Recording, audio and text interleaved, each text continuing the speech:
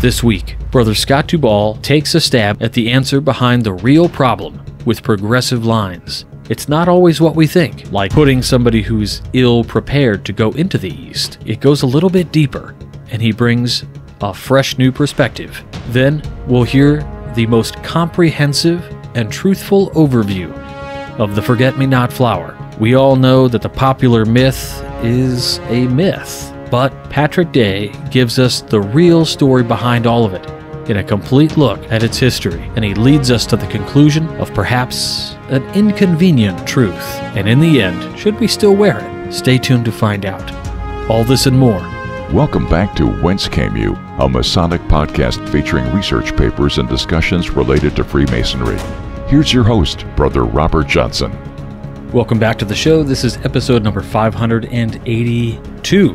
I want to thank the producers, fellows, contributors, and legacy partners of the WCY podcast for all of their financial support in making this program happen. If you're curious on how you can help be a part of this production, please head on over to our website, wcypodcast.com, click on support the show, and see your options. We've also got a shop and a bookstore that runs through Amazon affiliate links. The shop is, of course, personal items that come direct from me to you, so a little bit different there, but nonetheless, all help support this program. So I have to once again apologize for not getting the episode out on time.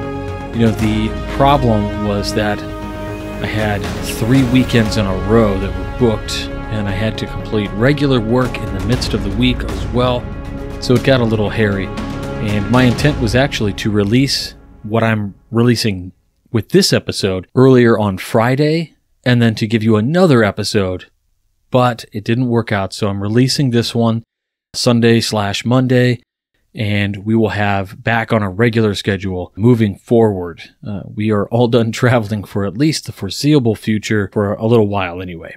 So I want to thank the Valley of Michigan for having me out for the Northeast Winterfest, which happened on February 18th. It was a wonderful time. I got to meet awesome new brothers, and congrats to the new members of the Valley of Michigan. I have to say, I saw the new 20th Degree. It was pretty epic. We watched the film.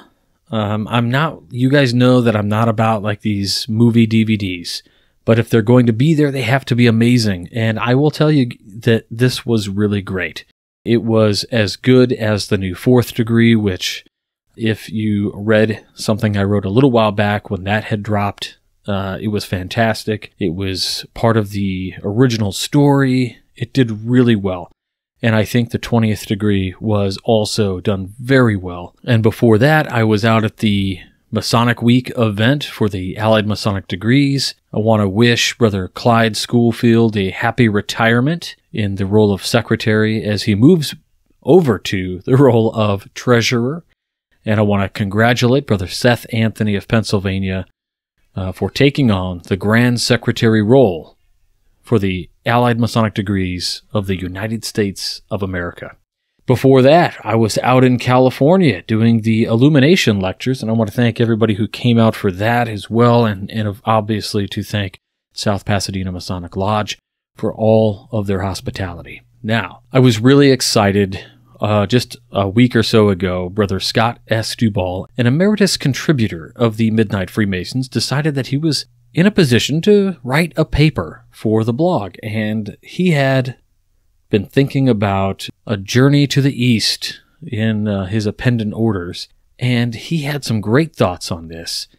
And I'd love to read this paper for you now, with the promise that in the future I will have Brother Scott on the program to talk a little bit more about this paper and what it meant. So here we go. The Real Problem with Progressive Lines by Midnight Freemason Emeritus Contributor Scott S. Duvall. This is hardly a new topic. Many have written about the shortcomings of the progressive lines. They advance members poorly suited for leadership. They advance members who lack the skills to address the specific needs at that moment in time. They almost always advance members who are too new to the world of Masonry. I tend to agree with these criticisms, though I also see some advantages to the progressive line. However, these shortcomings do not address the main problem with the progressive line, which is they place complete emphasis on the end goal. Servant leadership should be much less about reaching the top position than it is about the journey to that top position. I recently laid out the timeline of the years I would reach various presiding chairs barring any abrupt shifts. I want to make sure that I'm around to watch my kids grow up and participate in the quintessential experiences of their childhood. But I recognize that each organization has events that are essential for the leaders to appear at and support. There are some organizations that would be so demanding of my time that I would need to miss key events if they overlap. You might say family first, but that would be detrimental to many organizations, and that is the commitment to short-term sacrifice officers make up front. As I looked at my timeline, the time to reach the ultimate position in many bodies is significant. For example, the Rose-Croix line in the Valley of Chicago has 7 progressive officers under the Most Wise Master.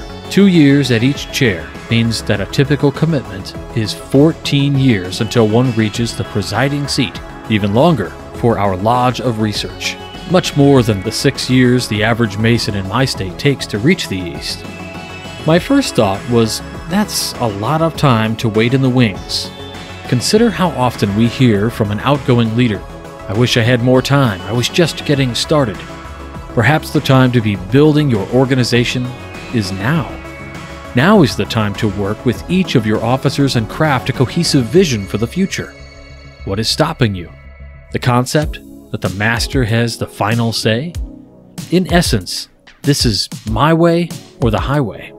It's precisely this attitude that I posit is the larger problem with progressive lines. That is the assumption that I won't offer any value until I am the top leader.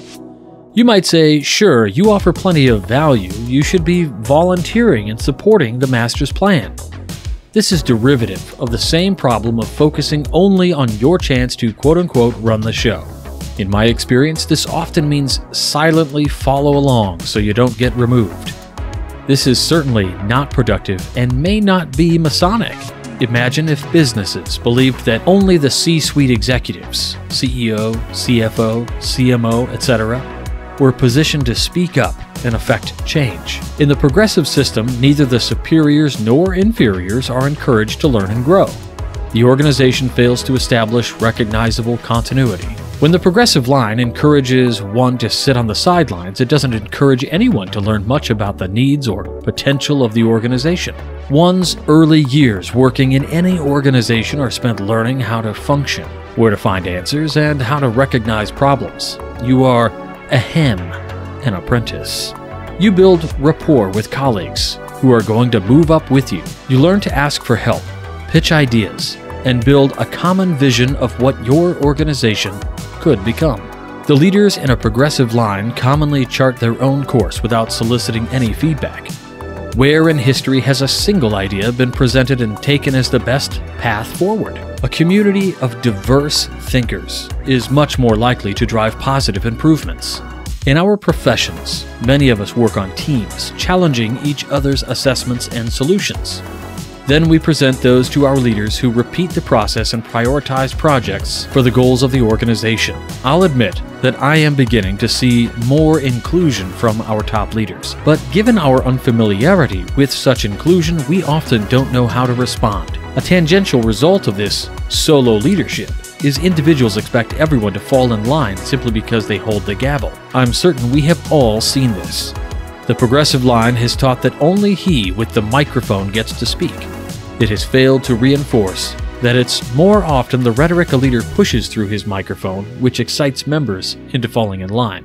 In Illinois, our installation reminds us that, quote, "It is not by the strong arm or iron will that obedience and order are secured, but by holding the key to the hearts of men."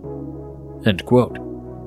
Over years of watching new officers move into the top seat, I have developed an even more significant concern.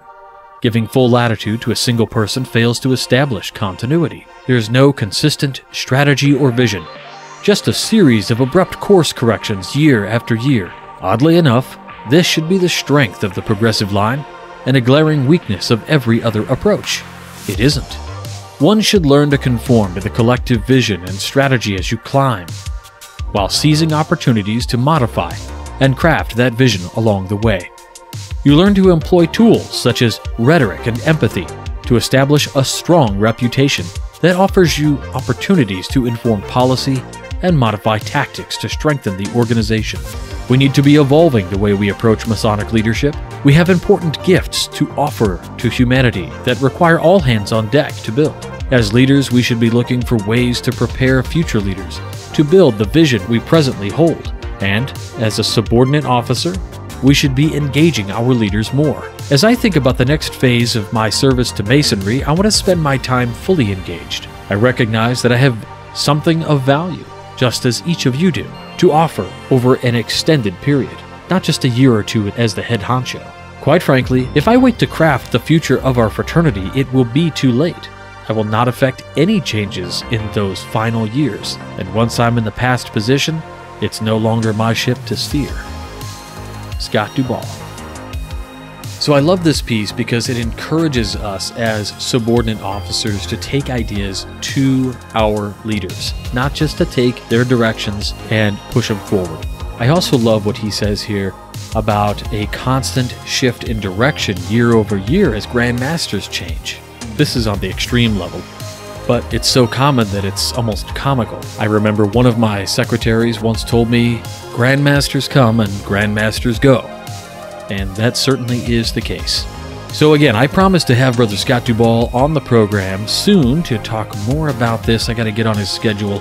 I know he's a busy guy just like me, so we'll see when we can schedule this out and make sure we get him on the program. Next up, let's get into this all new Masonic Myth Busters with Worshipful Brother Patrick Day. In a digital landscape filled with historical inaccuracy, out-of-context quotes on memes and sound bites, there is an epidemic of fraternal occult, mythological, and historical misinformation. It's time to set the record straight.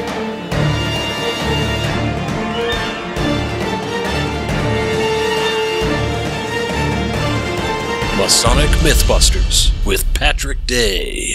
In the past 40 or 50 years, probably longer, the Forget-Me-Not flower has become a quasi-official, unofficial symbol for Freemasons. Many brothers wear it as a lapel pin because, let's be real, there are some obnoxiously garish and large Masonic lapel pins, and the Forget-Me-Not is a much more subtle, smaller pin to wear, especially on one's suit when, say, going to work and you don't want to scream at the world, "I am a Freemason!" I actually used to wear one of these pins because I like the subtlety. And there's a story that accompanies why the Forget-Me-Not is counted among the symbols of Freemasons. It is a secret sign among Masons in Germany during World War II to recognize each other because Hitler had made Freemasonry illegal, and it served as a quiet protest against Hitler and fascism. I also like that because I also hate fascism and the systems of power that generate fascism, so I really like wearing the pin. However, is this true? Is the Forget-Me-Not really an emblem German Masons adopted to recognize each other under Hitler's oppressive regime? Truth be told, everything is way more complicated than that. Feel-good story you were fed, and consequently, it's not really that feel-good. So let's start at the beginning and work our way back to the National Socialist Party, i.e. the Nazis. I will use those two terms interchangeably. Nazis, National Socialist, because they're the same thing. Forget-Me-Nots are little light blue flowers native to Europe, Asia, and the Americas. They have 5 petals with a yellow center, but the center can also be pink, white, or even blue itself. The petals are a little furry, a little fluffy, so they are called myosotis, from the Greek for mouse ears, and that's what they have usually been called, mouse ears. There are some regions that will call them scorpion grass and others that call them forget-me-nots. They're the same thing. There are a number of stories as why they are called forget-me-nots. One story is that God was walking through the Garden of Eden and asked the flower what it was called, to which the flower sobbed, "You don't remember my name?" So God called them forget-me-nots, so as to never forget them again. I thought God knew everything. Why would he forget the name of a flower? Anyway, I've also come across this story, but with Zeus instead of God. I can only find this story and its variations as early as the 1900s, so it appears to be a folk origin story of very recent history. Another story is that a German knight in the Middle Ages asked his beloved what she wanted, and she asked him for some of the flowers from across the river. So he swam across, fetched some of the flowers, and drowned while swimming back. As he was drowning, he tossed her the flowers and asked her to not forget him. Thus, those flowers became called forget-me-nots. This is actually not an old medieval legend, but rather it comes from a 19th century Scottish poem. In March of 1879, Scottish poet of Irish descent, William McGonagall pens a poem called Forget-me-not, which he later published in 1891 in a collection of poems called Poetic Gems. McGonagall is mostly known because his contemporaries thought he was a bad poet, with some of his poems being called, quote, the worst in English literature. And his poems are rather childish, overly simple, and lack any notable depth, but he didn't care, and he just kept composing, so good on you, Willie. In this poem, Forget-me-not, a knight, no nationality indicated, named Edwin is walking along the river with his bride Ellen. She tells him that she doubts his love, but to confirm his love for her, she asks that he go to the other side of the river to fetch her some of the lovely flowers that grow there. And he did just that, but he drowned on the return swim and cried, "O heaven, hard is my lot, my dearest Ellen, forget me not. For I was ever true to you, my dearest Ellen, I bid thee adieu." As he tosses the flowers to her, she cries and says, "Edwin, dear, hard is our lot, but I'll name this flower Forget-me-not." One thing to note is that there is no description of the flower in this poem. Nothing that ties it to the myosotis flower. There is also no geographical indication that might tell us of what kind of flower it is. There is one species of myosotis that grows in Scotland, the Myosotis alpestris, or alpine forget-me-not, which is also the state flower of Alaska, because it does well there. This could be the flower McGonagall intends, but such is speculative, as I can find no information on this, when this flower began to be called Forget-me-not. One might surmise that such flowers, or at least some flower, was already being called Forget-me-not, as McGonagall doesn't appear to be imaginative enough to invent such a name for such a story. Or maybe he is, because it's really not a very imaginative poem. The point being, at some point in very recent history, likely in the 19th century, a certain small blue flower began to be incorporated as a symbol of remembrance. Flowers at this time had a lot of meanings, and whole messages could be sent using a bouquet of flowers arranged in such a way according to the various flowers' meanings. One could imagine the myosotis flower might be one such example. Now, how did it become an emblem for Freemasonry, especially German Masons, during the rule of the National Socialist movement? To be honest, this gets into complicated and not entirely understood history of Freemasonry in Germany, thanks to the Third Reich.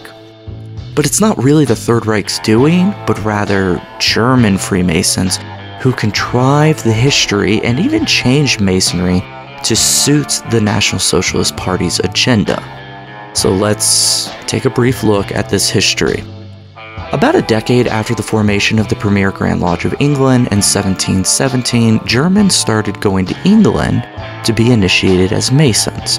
The first lodge was founded in 1737 in Hamburg, but it was not under the jurisdiction of any Grand Lodge until 1743, in which it applied to be under the jurisdiction of England.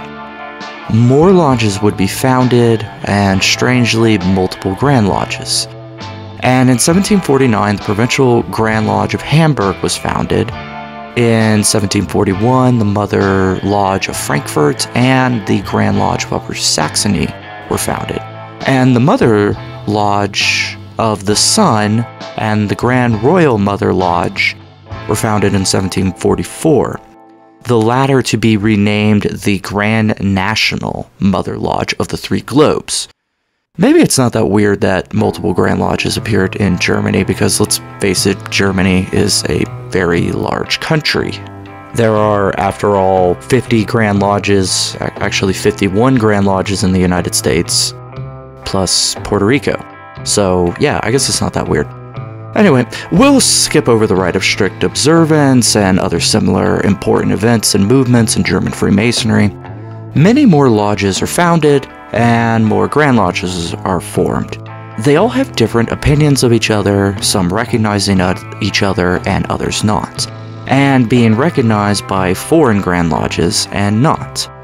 In 1880, there began an attempt to unite all the German Grand Lodges into one Grand Lodge, but the different Grand Lodges were split over recognition of the Grand Orient of France over the Grand Lodge of France. A sort of federation was made of the Grand Lodges, which was very loose and fragile, but during World War I, the three old Prussian Grand Lodges and the Grand Lodge of Saxony left the accord. One point of contention and major distinction between the 9 Grand Lodges in Germany was over the Jewish problem. The 3 old Prussian Grand Lodges did not admit Jews, only Christians. The other 6 Grand Lodges did admit Jews and Christians alike. These 6 Grand Lodges became known as the, quote, humanitarian Grand Lodges, but largely due to their participation in distributing aid from England after World War I. There are estimated to have been about 70,000 Masons in Germany in 1930, with 2/3 of them belonging to the 3 old Prussian Grand Lodges, and the other third belonging to the other 6 Grand Lodges. Now, all that is highly abridged, I will admit. It is vastly oversimplified, but it suffices to understand that there were multiple Grand Lodges, and that they did not all agree with each other, and the ability to unite all German Freemasons was a delicate matter. This is extremely important to understand because German Freemasons will have differing opinions and affiliations when the Nazi Party emerges, especially when Hitler comes to power. And the different Grand Lodges and their members would be treated very differently. Thus, German Freemasonry cannot be treated as a monolith. It is highly diverse. So when the story of the Forget-Me-Not is told, when they begin by saying, Freemasons in Germany, understand that not all German Freemasons were the same, not even close, and as we will see, a great many of German Freemasons were sympathetic to the Nazis. Now, finding any impartial and objective research on Freemasonry in Germany during the Third Reich is difficult. This is because many German Freemasons were ashamed of what they supported and their actions during this time. So they tend not to speak of these things, or they clean things up a bit, which might be a good PR move but after the war, but to someone like myself, I don't appreciate it. I want to get to the bottom of what really happened. Now, I'm going to be relying heavily here on Brother Alain Bernheim, 33rd degree. Bernheim is, he's French-born, but now resides in Switzerland. When he was 12 and living in Paris, he was arrested by the Gestapo while France was under the occupation of the Nazis. He saw the occupation of France by the Nazis, and he is very knowledgeable in German Freemasonry during and between both the Great Wars. Thus, I will be very reliant on his work, as it is quite solid. Here I'm going to be working from an article he wrote for Philalethes in February of 1997, an article entitled German Freemasonry and Its Attitudes Towards the Nazi Regime. If you're a member of Philalethes, go on their Dropbox and pull open that article. It's very informative. I highly recommend it. On January 30th, 1933, Hitler becomes Chancellor of Germany. Almost immediately, the 6 humanitarian Grand Lodges voluntarily dissolve or went dormant. This is in response to the Enabling Act on March 23rd, 1933, which basically gave the Chancellor and his cabinet the ability to enforce laws, even to the extent of violating human rights, without approval of the Reichstag. This more or less made Hitler able to act without the Reichstag to keep him in check. With such unprecedented power and the 6 humanitarian Grand Lodges knowing his and his cabinet's views on Jews and Freemasonry, figured it would be best to just dissolve their Grand Lodges and the lodges under their jurisdiction, and the membership thereunder. Understand that many Masons under these 6 Grand Lodges were openly resolved to oppose Bolshevism, fascism, National Socialism, and the extreme Christianity that was taking hold of Germany at the time. But even they knew when the game was up and it was time to throw in the towel. What of the 3 old Prussian Grand Lodges?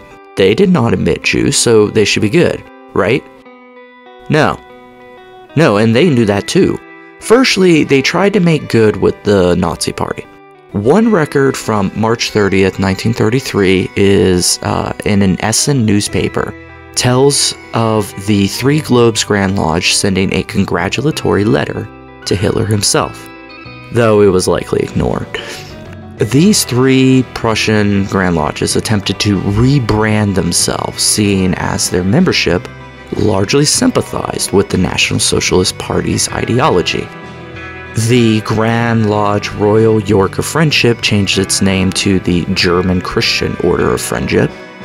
The Grand Land Lodge would change its name on April 23, 1933 to the National Christian Order.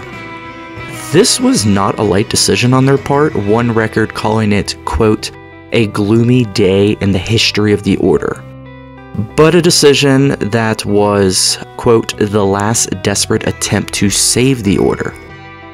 Following this, it was ordered that, quote, the rituals and catechisms were revised anew. Likewise, the 3 Globes Grand Lodge would change its name to the National Christian Order of Frederick the Great. They would even issue a declaration that acknowledged their Masonic origin, but now distances itself and withdraws all affiliation with Freemasonry and Masonic ideology. Quote, although our order originated historically with the Masonic Grand National Mother Lodge of the 3 Globes founded by Frederick the Great, the following points differentiate us from Freemasonry. 1. The rejection of any ties with foreign bodies. 2. The rejection of any member within our ranks who is not of German origin. 3. The rejection of secrecy concerning the custom and fixture of our order. 4. The rejection of anything un-German in the symbolic cult of our order." End quote. On April 12, 1933, the following was stated in a letter sent to the National Socialist Party in Munich by the Grand Master of the National Christian Order, Frederick the Great.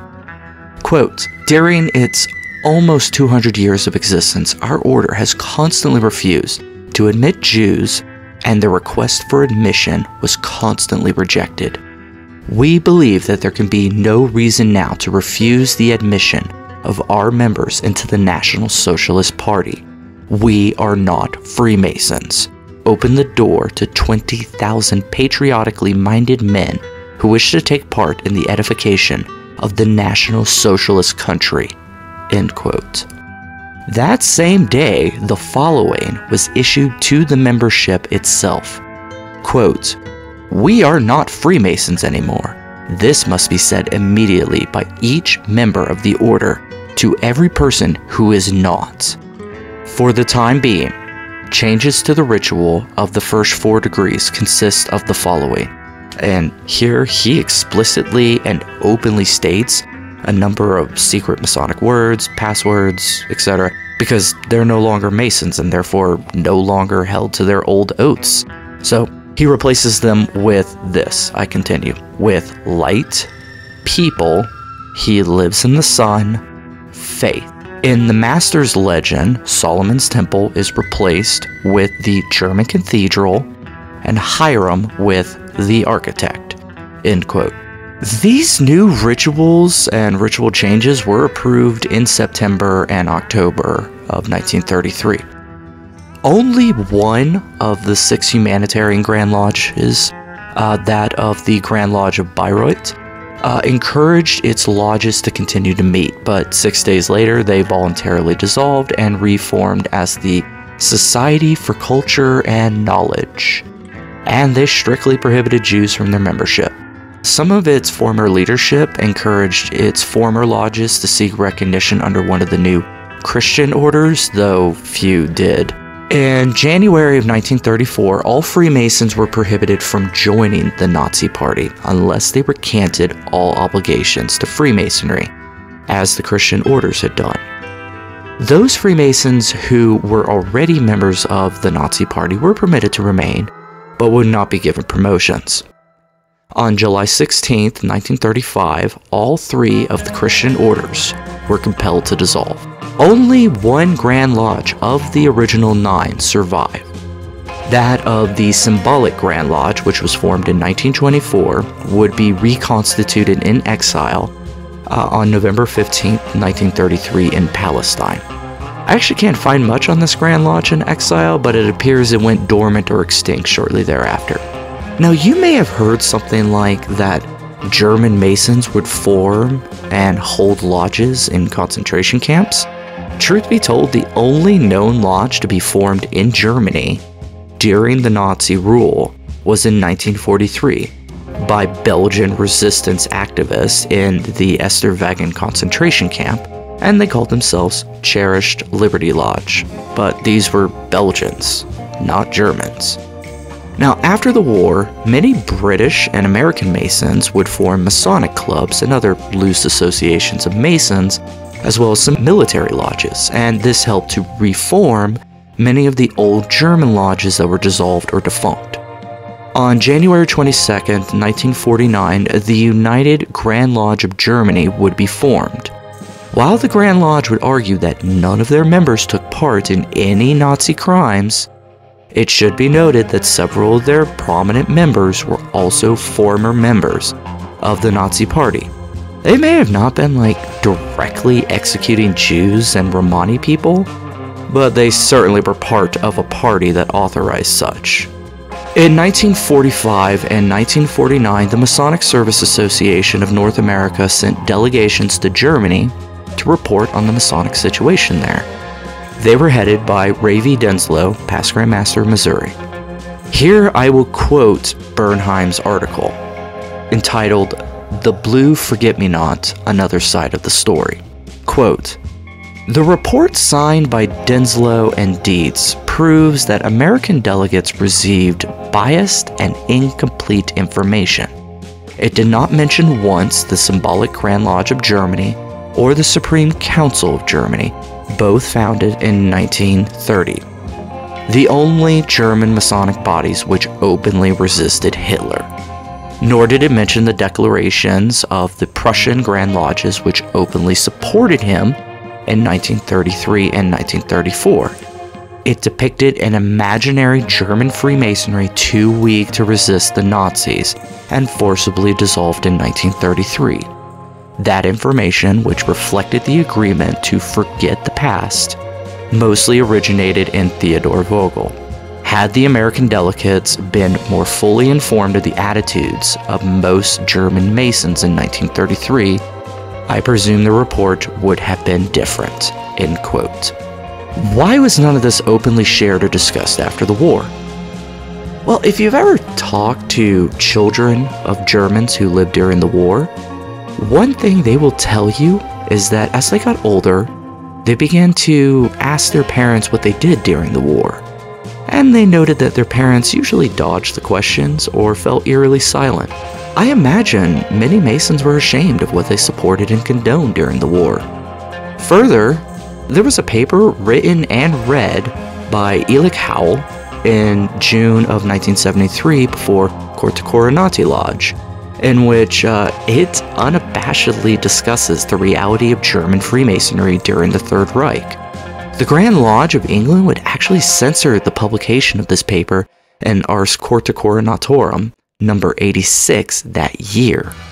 All that read in the proceedings concerning this paper was, quote, The United Grand Lodge of England, for reasons best known to its rulers of the craft, refused publication to this article, end quote. It would eventually be published almost a decade later in issue number 95 in 1982. So even long after the war, the situation of Freemasonry in Germany was considered sensitive, and censorship still occurred, even outside of Germany. So it should be abundantly clear at this point that German Freemasonry at the beginning of the Third Reich was not a monolith, and it cannot be viewed as a whole. Many German Masons sympathized with Hitler and the Nazis, while a minority would be opposed to the National Socialist agenda, but would later give in and either dissolve or flee the country. And when Freemasonry came back to Germany, it was oftentimes under a forget the past doctrine, which is kind of ironic. So now, on to the forget-me-not. The oldest and most commonly iterated version of the story of how the forget-me-not became a Masonic emblem goes as follows. With the National Socialist Party now in control of Germany, it became apparent that they would not allow Freemasonry to continue in Germany. The square and compasses would be too obvious of a symbol to wear. So in 1934, the Grand Lodge of the Sun in Bayreuth adopted a more subtle symbol, a little blue flower, to adorn the lapels of brothers who refused to let the lights of Masonry die in Germany.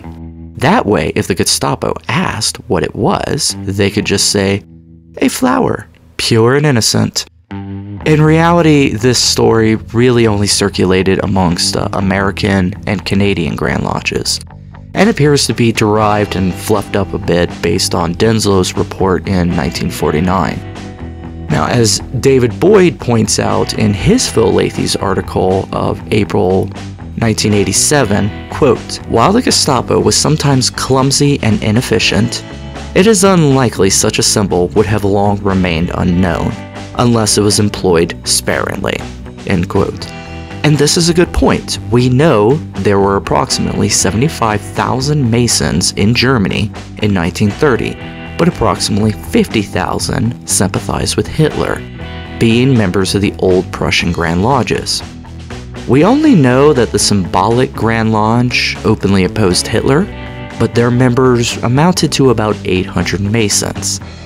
Even giving the benefit of the doubt to those not of the Prussian Grand Lodges, their numbers were about 25,000 Masons. But imagine 25,000 men going about, all with the same lapel pin of a blue flower. Even if it was just 800 men with this lapel pin, it seems suspicious that the Gestapo would not eventually take note of this and suspect something was going on over the entire course of the Nazis' rule. So is there any merit to a German Grand Lodge creating a forget-me-not to distribute to its members? Is this even remotely true? Well, yes. Kind of. The Grand Lodge of the Sun used to make lapel pins every year for each delegate. The annual meeting in Bremen in 1926 did have a pin distributed depicting the forget-me-not. These pins were manufactured in Selb near Bayreuth. This was not an attempt to replace the square and compasses. Think of it more like a Grand Master's pin, if your Grand Masters do that. We certainly do that here in Colorado, which is distributed to members of that jurisdiction for that year.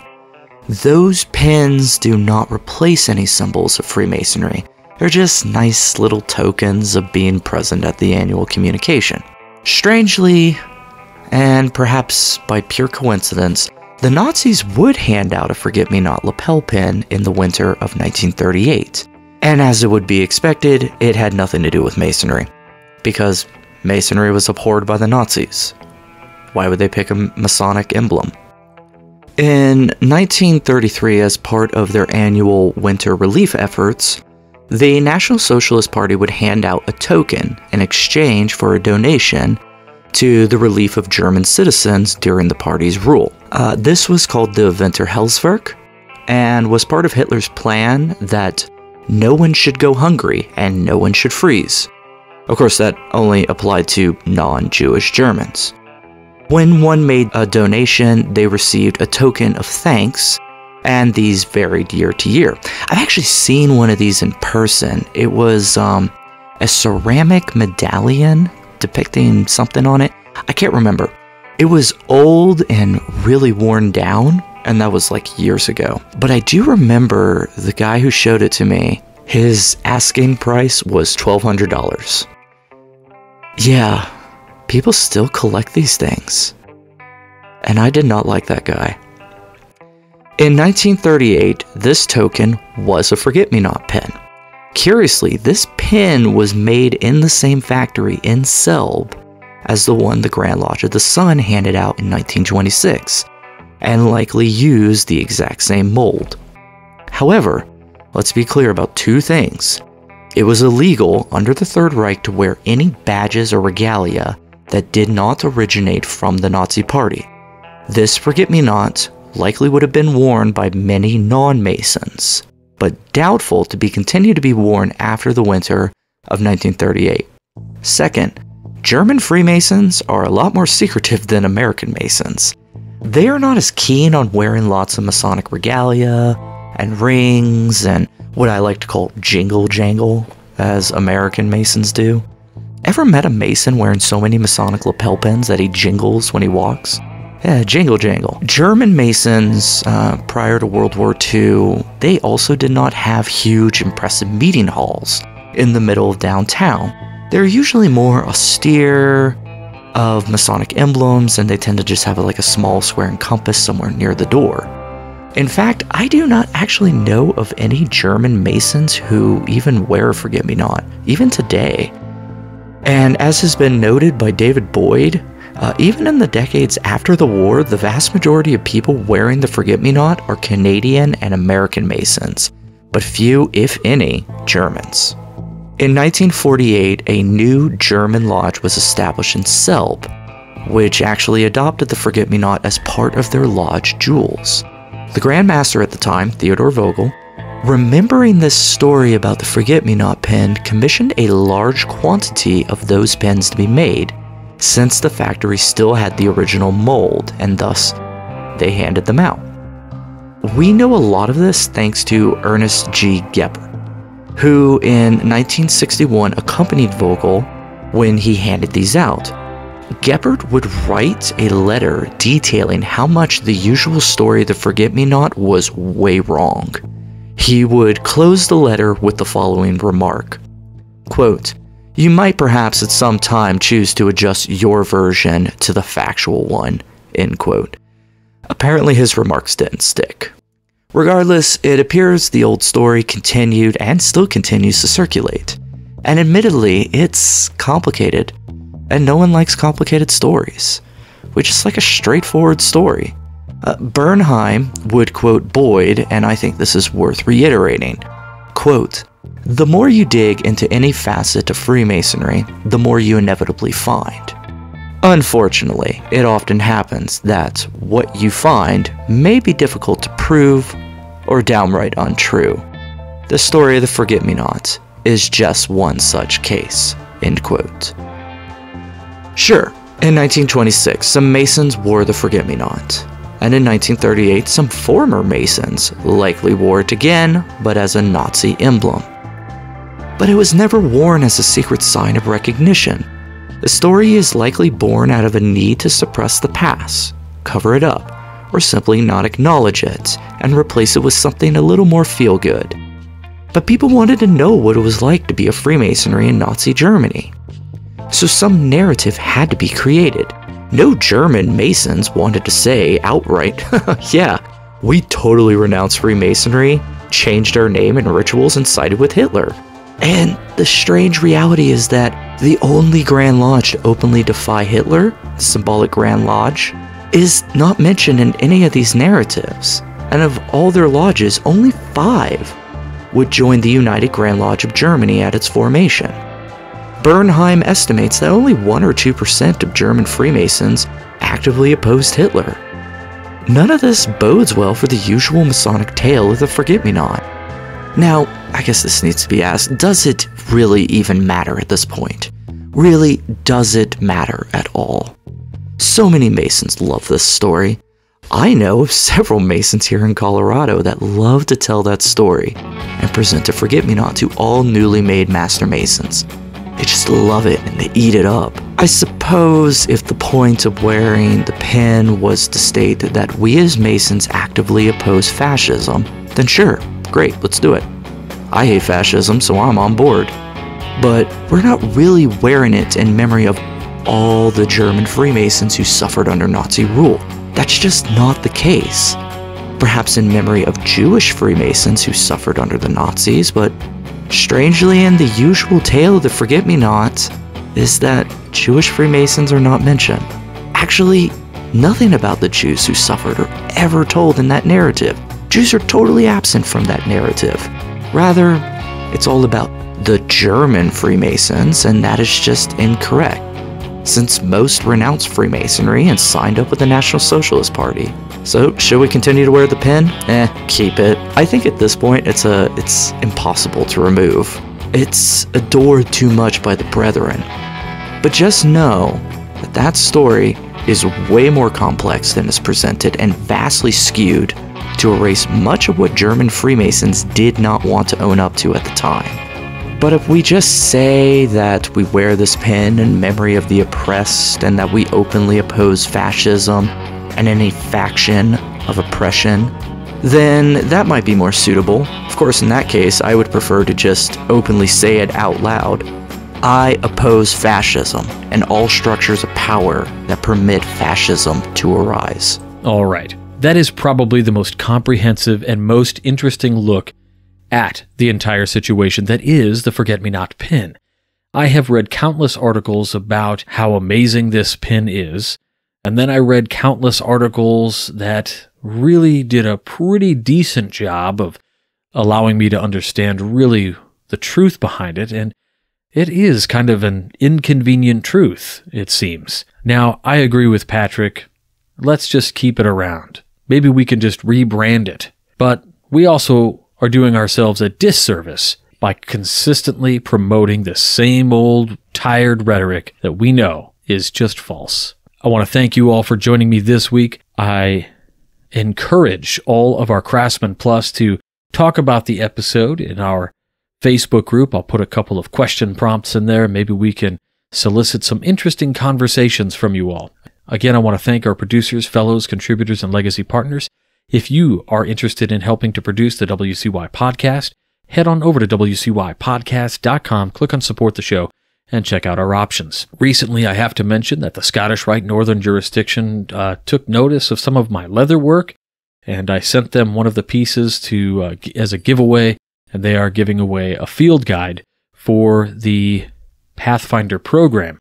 I was very honored to have been able to donate that for the drawing, and if those kinds of things are interesting to you, certainly you can reach out to me. Check out the website Skull and Crown Ltd, as in limited.com, and you can see some of the various product offerings that I'm putting together. There are some things that are coming soon, but are not on the website just yet, but will be updated very soon.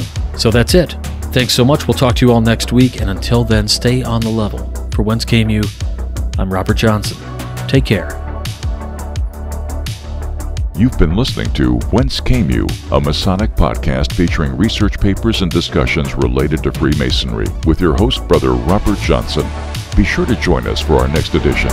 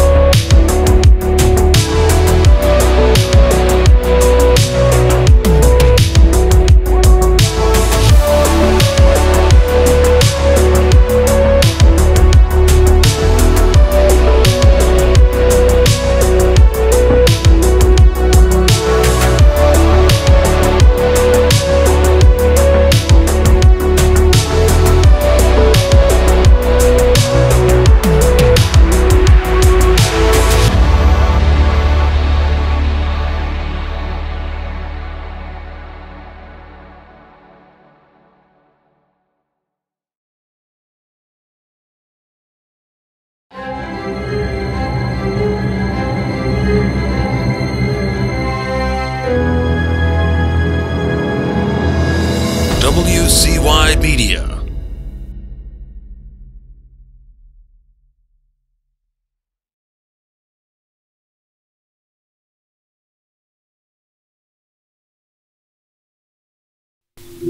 That's it. Cash girl.